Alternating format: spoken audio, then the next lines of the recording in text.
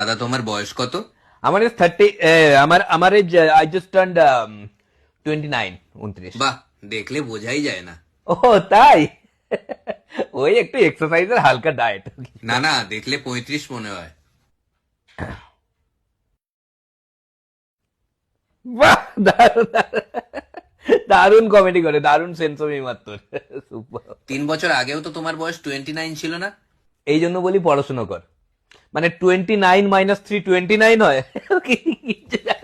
আরে না, 3 বছর আগে তো তুমি নিজেই আমাকে বলেছিলে তোমার বয়স 29, মনে করো? তোকে আমি বলেছিলাম দেখ। আরে না দাদা, তুমি বলেছিলে না তোমার বয়স 29।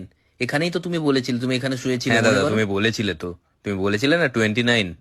মানে তোরা এত উল্টো শুনিস, আমি শুয়ে শুয়ে বলেছিলাম তো। হ্যাঁ।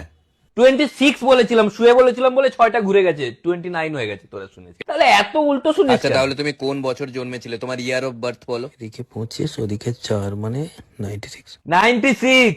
তোমার 1996 এ জন্ম? তো দেখতে ইয়াং লাগি বলে কি 2000-এ জন্ম? কি যে। হ্যাঁ, তোমার ভাইয়ের জন্ম 1995-এ, ওর 95-তে জন্ম, তোমার 96-তে জন্ম কি করে?